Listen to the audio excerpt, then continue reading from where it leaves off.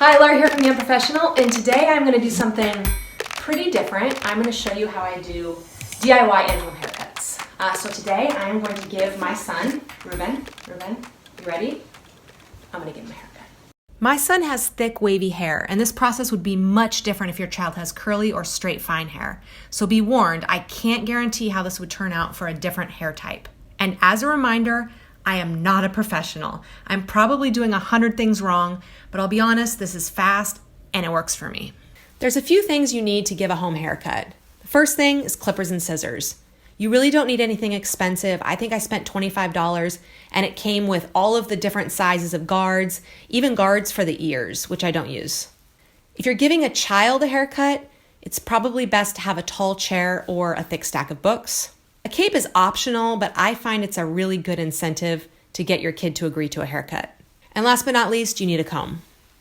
I start in the back with a 4-guard attached to the clippers, and I cut straight up to the crown. I follow through beyond the hair. I continue around the head in the same way with the exception of the front. I never touch the front with clippers, ever.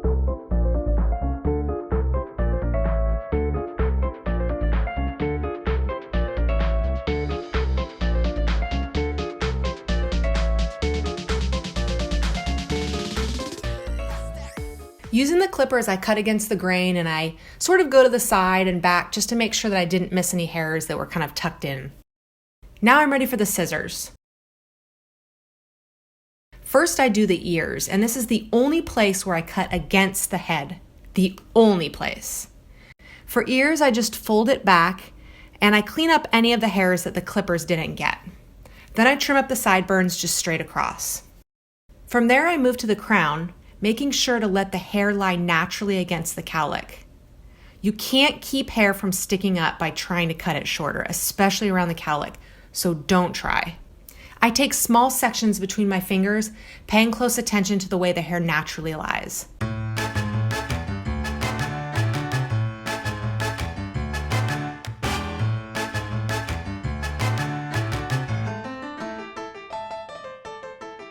For this length, I pull the hair between my fingers an inch away from the scalp, and I cut a ½ inch above my fingers. So I continue like this, working from back to front. And along the sides where the clipped hair meets the hair that I'm cutting with the scissors, I don't really do that much blending, but what I do is I cut that part a little bit shorter with the same technique I use for the rest of the cutting.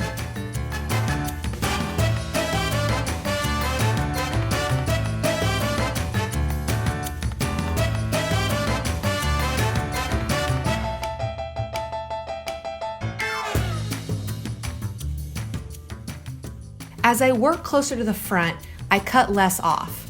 My son has a really big head and there needs to be enough length to cover his forehead.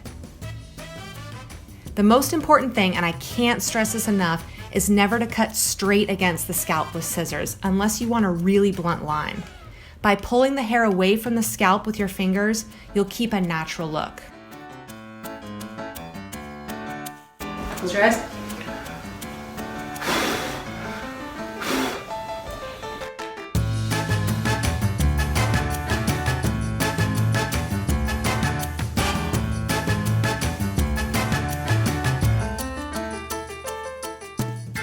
Once I'm done with the scissors, depending on how it looks, I might go back over one more time with the clippers just to get those last little stragglers that I may have missed.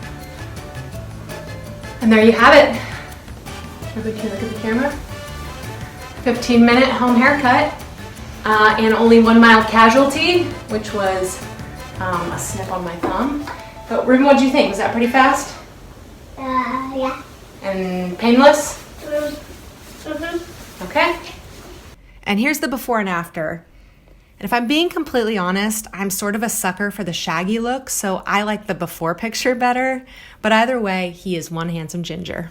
To all my subscribers, I know this is really different than the stuff that I normally post, but if you think about it, home haircuts, it's a lot like patching drywall or painting a door. It's just a really helpful, useful thing to have. So I hope you enjoyed watching this, and I promise I will mostly stick to home renovation.